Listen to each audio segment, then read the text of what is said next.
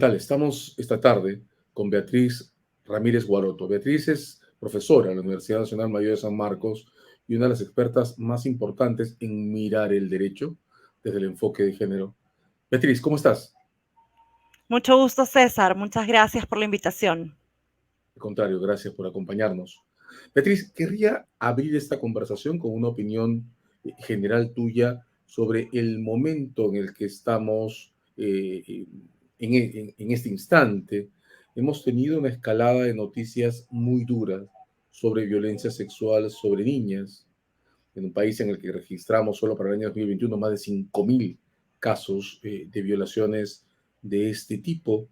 Pero el gobierno ha llevado la discusión hacia la cuestión de castraciones químicas en un país que tiene cadena perpetua para esos casos que llegan a juicio y llegando a juicio llegan a condena. ¿Qué impresión te provoca esta secuencia de noticias y reacción desde el Ejecutivo?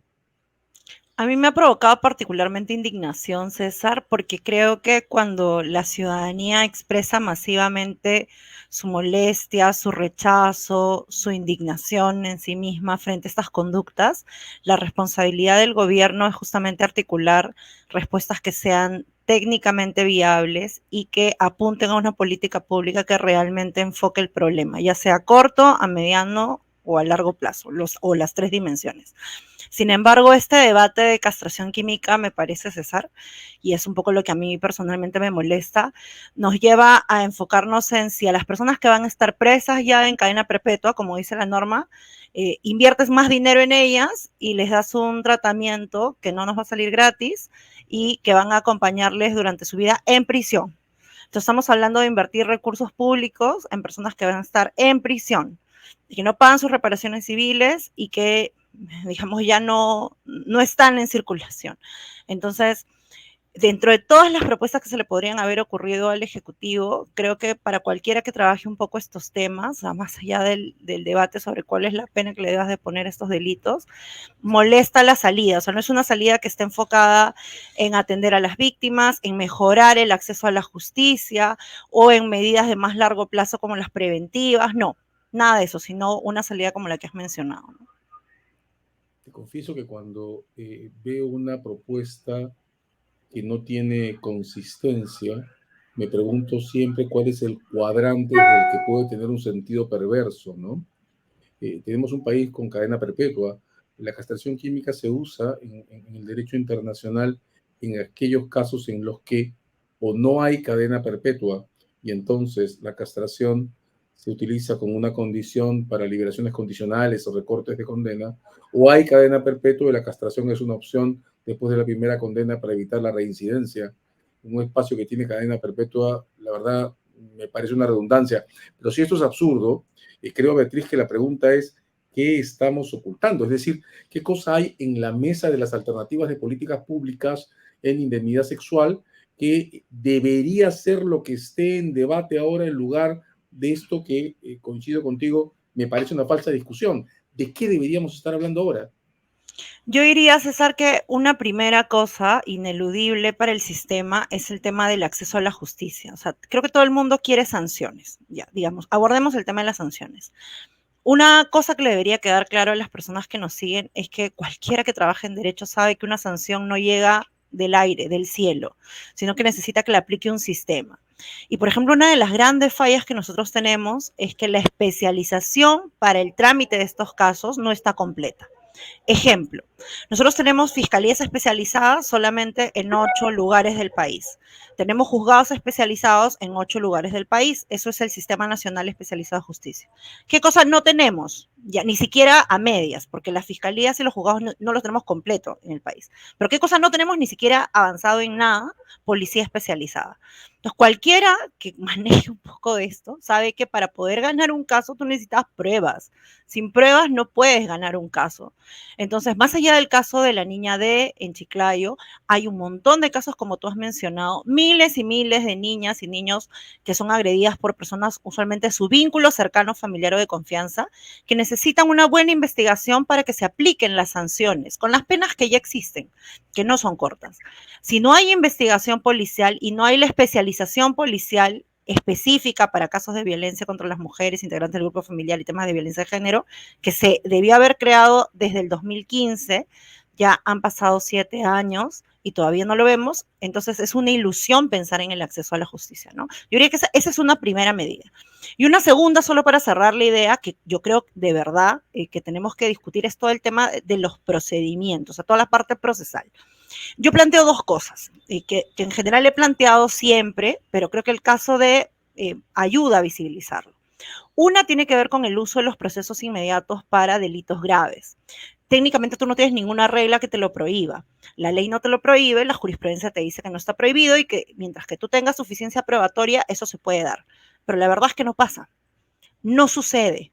Ni siquiera en casos como el de D contra en Chiclayo, contra esta niña, en los que al parecer está todo completo, inclusive que gracias a la manifestación de este señor encontraron a la niña, ni siquiera en ese caso se está aplicando el proceso inmediato.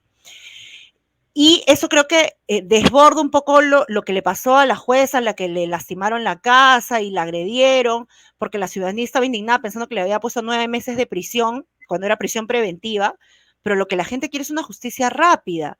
Entonces nadie quiere pues una justicia express cuando no corresponde, pero si tienes los elementos necesarios para hacerlo, creo que eso es algo que hay que discutir. Y lo otro, César, para solamente completar la idea, tiene que ver con los mecanismos de impugnación. Queda claro que el derecho a la doble instancia es un derecho constitucional, pero la forma en que lo podemos manejar en los casos que vinculen a infancia creo que debería ser diferente. El tema de que esté, digamos, cómo tenemos regulado la prohibición de la condena del absuelto, no ayuda en los casos de violación sexual y en general de violencia sexual, porque no son pocos los casos en donde hay absolución en primera instancia, que te dura 2 años o 3, tienes que ir a la segunda instancia a pelear tu nulidad y luego tienes que empezar de nuevo. Conclusión, para cuando terminas con una condena han pasado entre 8 y 10 años y la niña que fue agredida o el niño ya ahora es adulto. Entonces, ese tipo de cosas no nos deberían pasar y deberíamos debatirlas técnicamente para encontrar una buena solución que articule el impacto que tienen los procesos jurisdiccionales en la infancia y el adecuado acceso a la justicia con las garantías mínimas que cualquier Estado de Derecho debe tener, ¿no? Has mencionado una serie de temas sobre los que quiero regresar porque creo que tienen mucha fuerza, ¿no? 5.000 casos al año con víctimas menores de 17 años es una barbaridad en términos de registro. Y tú nos dices, entonces hay un primer problema de acceso, porque estamos hablando de 5.000 víctimas, solo considerando a los y las víctimas menores de 17 años que requieren protección y que no están siendo protegidas. Suelto un dato adicional. En los registros del INPE, la violencia sexual es el segundo delito por el que hay personas internadas en prisión. De modo que de varias maneras estamos hablando de un concepto que es tan fuerte para describir la violencia dentro de nuestros grupos humanos de convivencia como el hurto o el robo inclusive, pero nos habla de un problema de acceso. ¿Qué está pasando en la cultura de nuestros operadores del sistema respecto a los casos de niños y niñas víctimas de violencia? ¿Dónde está el punto que no les permite entender la gravedad de lo que significa tal que cosas como la que has dicho, las acusaciones por salto o los juicios inmediatos no se están usando intensivamente para estos casos? Yo creo que hay dos niveles de cosas, César, en mi impresión como abogada de lo que conozco y he estudiado el tema. Creo que hay un ineludible tema de a veces mala ponderación entre los derechos y las garantías que se le tiene que dar a toda persona que está sujeta a una investigación penal y eventualmente un juicio y los derechos de las víctimas. Parece que en el derecho penal los únicos derechos que importaran fueran los únicos y exclusivos que importaran, sin decir que no importan, los de la persona investigada o eventualmente procesada.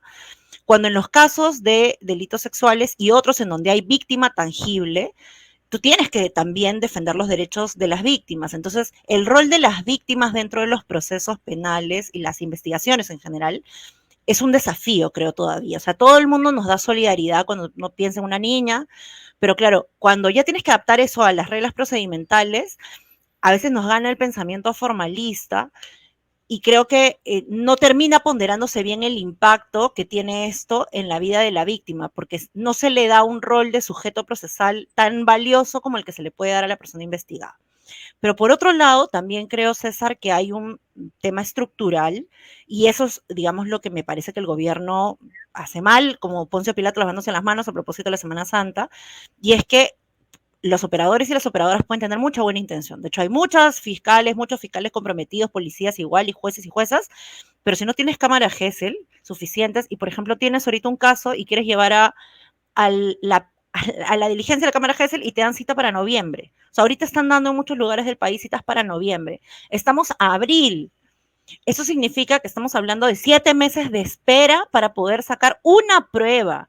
Entonces, si no tienes disponibilidad de servicios y no tienes, por ejemplo, que te hagan pruebas de ADN rápidas, no tienes policía especializada que te haga eso, no tienes buenos laboratorios forenses que te hagan eso, no tienes el personal médico de soporte que acompaña a las víctimas y las víctimas se desisten o porque les da miedo o porque les da pena que le apliquen una pena tan grave porque la familia se le tira encima, le dice por tu culpa se va a poder ir en la cárcel. Entonces, si no tienes un sistema de soporte y de acompañamiento procesal centrado en las víctimas, que eso cuesta plata, entonces es una quimera hablar del acceso a la justicia.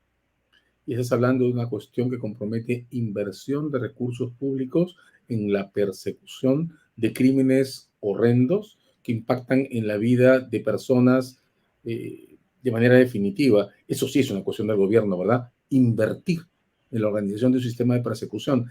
Pero hablemos además de la protección. ¿Encuentras, Beatriz, que el sistema de protección judicial opera, funciona en casos que, según entiendo, comprometen muchas veces perpetradores que viven con las víctimas? Creo que no, creo que todavía tenemos graves desafíos porque la violencia en general está muy centrada en una perspectiva que llamaríamos nosotros adultocéntrica. O sea, todavía nos es muy difícil entender la violencia desde la perspectiva de la infancia, ¿no? Por ejemplo, ¿qué pasa si el agresor es tu padre o padrastro? Y qué pasa si más bien de repente mamá se hizo la vista gorda, que hay muchos casos, por N razones, ¿ya? Porque ella misma era víctima de violencia, porque sentía que necesitaba el apoyo y que sin eso se iban a morir de hambre, por 10.000 cosas. ¿Dónde haces la reubicación de la guagua? Eso hoy día es un tema administrativo, es el sistema de protección de niñas y niños que están sin cuidados parentales o con riesgo de perder los cuidados parentales. Eso lo ve el Ministerio de la Mujer, pero no tenemos una adecuada articulación entre lo que le toca ver al sistema de justicia, en lo que le toca ver al Ministerio de la Mujer, y no tenemos además la presencia suficiente a lo largo del territorio nacional. Por ejemplo, ¿cómo analizas estos casos de riesgo de desprotección? Que hoy día ya no son procedimientos judicializados, sino administrativos. Te dice la norma que lo tienen que ver las demunas. César, vayamos a ver las demunas de nuestro país. O sea, no todas las municipalidades tienen demunas que se precien de ser tales. Y el gobierno podría hacer la diferencia, por ejemplo, con un programa de incentivos municipales que funcionó durante muchos años en el Perú y que desde hace más de 5 años el MEF ha cortado. Por lo tanto, las municipalidades ya no implementan las demunas y no tienes esa presencia territorial que te permita hacer ese acompañamiento local más cercano a estos casos. Entonces, está bien judicializar, claro, yo no digo que no, pero hay procedimientos que se han administrativizado y está bien que sean así, pero con una perspectiva territorial, el sistema de protección tiene que responder en su conjunto, pero como nuevamente insistimos en el punto que tú señalas, eso cuesta dinero. Por ejemplo, un programa de inversión municipal para que las municipalidades tengan demunas con trabajadores, trabajadoras sociales, psicólogas, abogadas y abogados que hagan seguimiento a los casos de violencia de estas niñas y niños que han sido víctimas y que les hagan un seguimiento, eso es necesario. Eso no solamente lo puede hacer el Centro de Emergencia Mujer que se va a encargar del tema del juicio, pero ¿quién se encarga de la protección integral que esa niña, ese niño no haga deserción escolar, que no tenga problemas de salud mental y no quiera, por ejemplo, acabar con su vida, que no entre en una depresión, que no entre en ansiedad, que esté bien, que tenga su CIS, que no le falte en algún momento ninguna de las esferas de protección? Eso es un sistema de protección estatal que cuesta plata. Entonces creo que lo que da bronca es que el gobierno se lave las manos y eluda ese punto de responsabilidad, ¿no?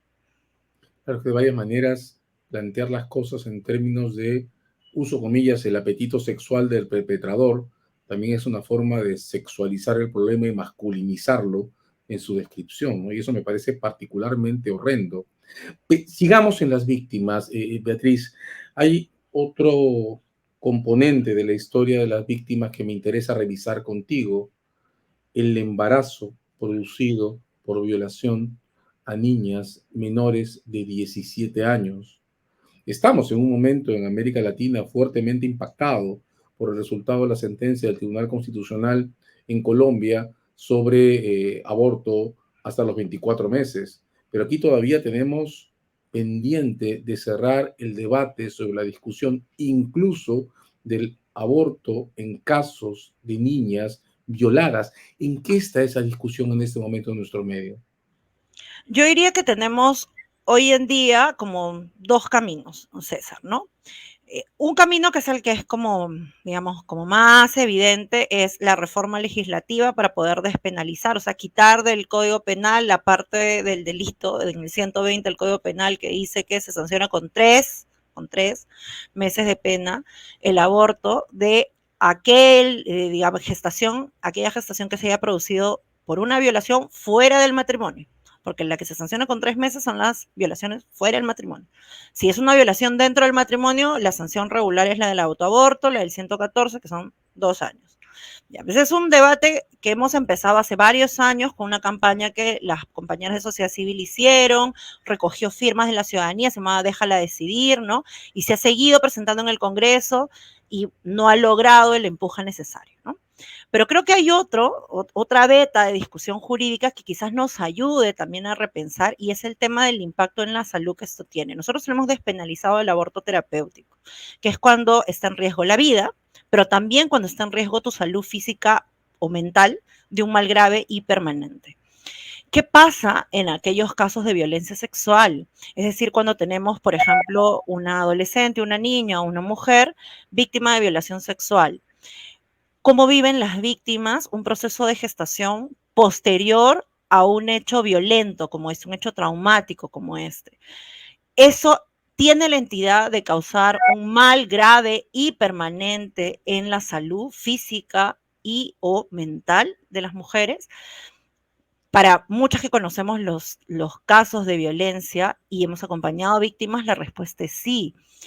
Y nos debería ayudar más bien a sensibilizar en lo importante que es atender a las víctimas. Si uno pensara, por ejemplo, en el impacto que tiene una víctima, la posibilidad de una gestación no aceptada, porque hay algunas que por sus convicciones personales, muchas de índole religioso o en general éticas, deciden por sí mismas continuar la gestación a pesar de eso, para adelante. Pero ¿qué pasa con aquellas que no? Con aquellas que son súper chiquitas o aquellas que son adolescentes o aquellas que son mujeres que han sido agredidas brutalmente y no conciben la idea de tener una gestación producto de su violador. ¿Cuál es el impacto que eso tiene en su salud física y más en su salud mental? ¿Es eso acaso algo que no tenga la entidad de un daño grave y permanente? Entonces creo que hoy día también esa discusión la debiéramos tener en términos de nuestra norma actual nos permite el aborto terapéutico. Bueno, el aborto terapéutico debiera analizarse caso por caso, obviamente, a criterio de una evaluación que hoy día es biomédica, es decir, requiere una habilitación médica, pero nos centra, como tú dices, el debate nuevamente en la vida de quienes sufren los ataques y en su bienestar. Sí, sí, y si consideramos los registros sobre violaciones de mujeres adultas, la cifra de 5.700 al año sube hasta 12.800 en solo 365 días. Claro, esto tiene tanto casos que producen embarazos como casos que no los producen, pero tú lo que nos dices es que los casos en que se generan los embarazos podrían tener una discusión no necesariamente legislativa, sino incluso judicial, utilizando o redefiniendo la regla del aborto terapéutico. ¿Pensarías en la posibilidad de discutir ante tribunales el derecho de una mujer violada a obtener servicios médicos para poder interrumpir el embarazo en función al daño psicológico que esta situación le genera? Sí, solo que no ante tribunales, César, porque los estándares internacionales han demostrado que en todos lados del mundo los procesos judiciales no cumplen los estándares de recurso efectivo. Es decir, una gestación dura 9 meses, una interrupción del embarazo tiene que hacerse, como tú bien has dicho, antes de las 24 semanas y de preferencia durante el primer trimestre y entrando al segundo trimestre. Es decir, hay que hacerlo súper temprano, entonces un proceso judicial nunca va a cumplir esos requisitos. Entonces, mi propuesta, que es la regulación que tenemos actualmente, es que eso debe discutirse administrativamente, es decir, las víctimas de violación sexual hoy en día deberían poder presentar sus solicitudes conforme al protocolo vigente de aborto terapéutico, y eso debiera ser analizado con este criterio de derechos, criterio médico también, pero el criterio de derechos del impacto en la salud física y mental en los procedimientos que son administrativos dentro de los establecimientos de salud, que tiene dos instancias además.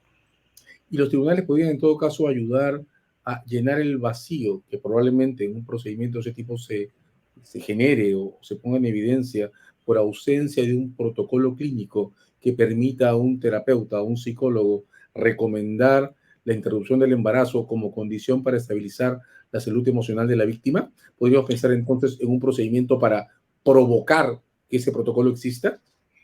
Yo creo que en el Perú no lo hemos logrado, o sea, yo diría que más bien quizás en la lógica de un amparo, dependiendo del contexto del derecho, un habeas corpus más correctivo ex post, ¿no? En ese sentido podríamos obtener un pronunciamiento jurisdiccional, pero creo que estos procedimientos hoy en día hay que agotarlos por la vía administrativa, porque recordemos en la historia del aborto terapéutico, nosotros tuvimos los primeros dictámenes contra el Perú, más o menos, hacia el 2011 ya teníamos un caso perdido. Luego avanzamos en los años y teníamos otro caso, el caso Cael y luego el caso LC.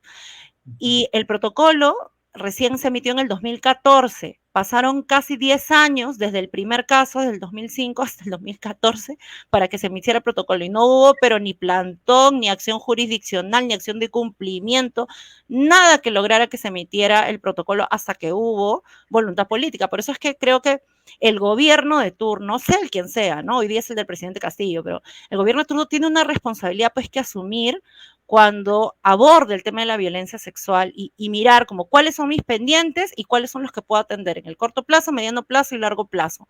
Porque cosas que hacer hay. Yo misma he lanzado algunas ideas, muchos colegas tendrán otras ideas, podemos todos debatir un montón de ideas, pero quien está en el gobierno tiene la responsabilidad justamente de enfocar, ¿no? Bueno, y el Ministerio de la Mujer está en manos ahora de Diana Miloslavik, que es una mujer que tiene una tradición fuertemente vinculada al movimiento de defensa de derechos. Ahora, quería un comentario sobre esto, Beatriz. De varias maneras, las últimas grandes peleas por afirmación de derechos han salido de la escena del Congreso y se han trasladado, como este reclamo tuyo, hacia el gobierno o hacia los tribunales de justicia, ¿no? Estoy pensando en los casos de muerte digna, estoy pensando en el reconocimiento de la inscripción de hijos de parejas del mismo sexo, estoy pensando además en la pelea por el reconocimiento del derecho a la determinación del primer apellido. ¿No pone esto además en evidencia que hay un vacío enorme en la representación o en la calidad de representación parlamentaria en las luchas por derechos afirmativos? Noto ahora, mientras tenemos esta conversación, que en la semana que hemos transcurrido en el debate sobre castración química, no ha habido casi una sola palabra, con excepciones honrosas, en el Congreso sobre ese tipo de asuntos. Nadie en el Parlamento ha puesto sobre la mesa estos otros temas que levantas en esta conversación y que tendría más sentido discutir en esta coyuntura, ¿verdad? Sí, yo creo que tenemos un déficit en general en el Parlamento de representación y de tecnicidad, ¿no? Creo que hay que fortalecer el servicio parlamentario para que realmente sea especializado en muchos temas. A veces gana el compadrazgo partidario más que la especialización para el asesoramiento, porque las y los congresistas no tienen por qué saber todo de todo, pero los cuerpos de asesoramiento sí. Y entonces la profesionalización del servicio parlamentario es digamos, un reto. Pero también en la esfera jurisdiccional tenemos debes, ¿no? O sea, hemos tenido avances importantes, pero también hay cosas que no conseguimos, digamos. Quizás creo que la espina que yo tengo es como el caso de Ugarteche y Aroche, el reconocimiento de matrimonio igualitario en el extranjero, ¿no? Que es un tema que no debería traer polémica porque ni siquiera estamos hablando de regular el matrimonio acá, que a la gente le puede poner los pelos de punta, sino de reconocer matrimonios contraídos en el extranjero de gente que inclusive vive en el extranjero, pero que tiene algunas relaciones que necesita regular en el Perú. Entonces, si ese mínimo no nos hemos podido poner de acuerdo y no lo hacemos avanzar, y todavía no podemos hacer avanzar el reconocimiento de niños, niñas nacidos de uniones homoafectivas de una forma consistente. Entonces siento que también tenemos que fortalecer nuestra argumentación en lo jurisdiccional y lo propio en lo administrativo. Es decir, creo que en general en el Perú nos falta todavía una mayor reflexión sobre las implicancias de un Estado de Derecho constitucionalizado, las implicancias del lenguaje de derechos y de lo que significan las instancias de ponderación tanto legislativas o jurisdiccionales o administrativas, ¿no? La especialización jurídica en estos temas creo que es muy reciente y todavía poco difundida y escasa. De hecho, nos falta entender que los sistemas de justicia deberían medirse por su capacidad para proteger personas, hombres, mujeres, personas de identidad heterogénea, pero personas, ¿verdad?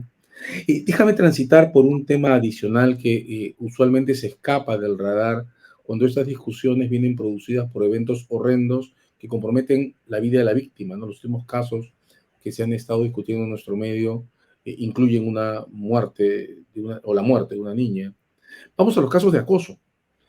Muchos de estos registros sobre violencia sexual comprenden casos que no tienen evidencia física, porque no se refieren a violaciones carnales, sino a tocamientos individuos, actos de presión sobre niños o niñas en la escuela o dentro de la casa también.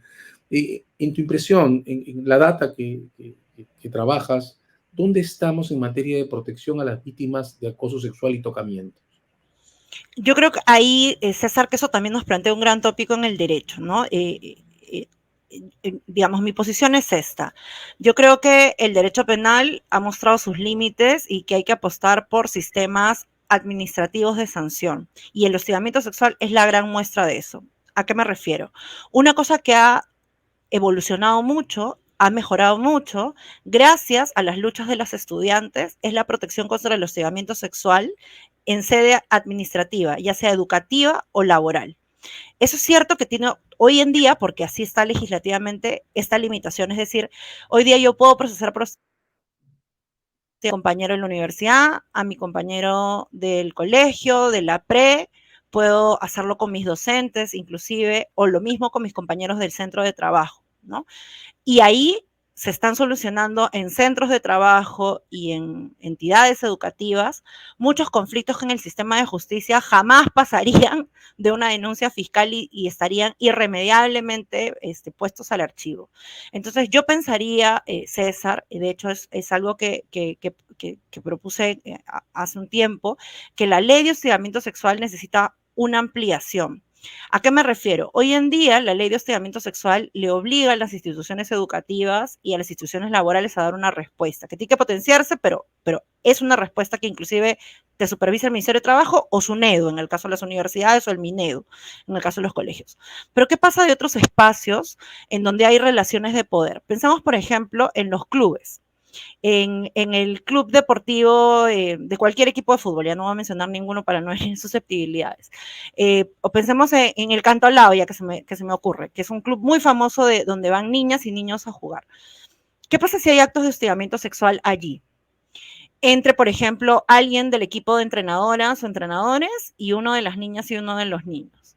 Ya, olvidemos un rato de la vía penal. La vía del hostigamiento sexual nos ofrecería que la misma entidad, si es que tuviera esa obligación que hoy día no la tiene, pudiera procesar estos casos, es decir, casos que se producen no entre estudiantes o no entre trabajadores, que es lo que hoy día te dice la norma, sino también dentro de su ámbito de acción.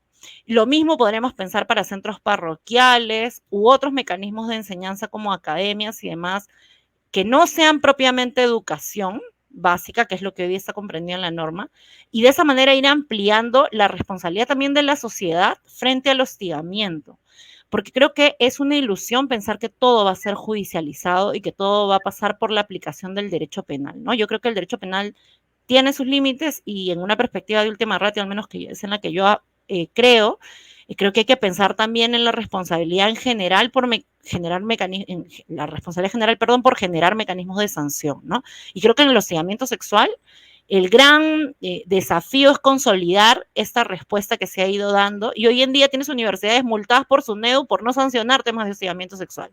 ¿Eso es una sanción? Sí, claro, viene del Estado también. No es la típica sanción penal, pero también le dice a las víctimas que lo que les pasó no fue nada. O sea, que fue algo y que su voz importa, que es lo que, para, al fin y al cabo, sirve el derecho, ¿no? De hecho, tenemos que pensar en la protección más que y además del castigo, ¿no? Y eventualmente la protección tenga más sentido, como tú lo propones, en espacios administrativos y espacios de organizaciones colectivas, que haciéndola subordinarse a la intervención del Ministerio Público en procedimientos que están pensados, además, para otras cosas, ¿no? Déjame hacerte una última pregunta sobre un tema sobre el que venimos y regresamos todo el tiempo: la confianza del sistema en las declaraciones de las víctimas. Yo recuerdo desde aquel antiguo trabajo de Demus, ¿no? Con el solo dicho de la agraviada, una compilación de sentencias que armó Abraham Siles para Demus sobre el modo en que el sistema de justicia era indiferente a las declaraciones de las víctimas y las trataba como si fueran una semiprueba o una prueba incompleta. En tu apreciación, ¿dónde está el sistema de justicia en el reconocimiento del testimonio de la víctima como una razón importante para confirmar que un hecho de este tipo, crímenes que se perpetran en escenario cerrado, ha ocurrido? Yo diría, César, que el tema de la valoración del testimonio nos muestra como dos facetas del derecho. Hemos evolucionado en el estándar normativo, es decir, hoy en día todo el mundo tiene claro que la declaración de una víctima puede vencer la presunción de inocencia, o en la vía administrativa puede fundamentar una sanción si es que cumplen los requisitos de persistencia, verosimilitud y digamos, no contradicción.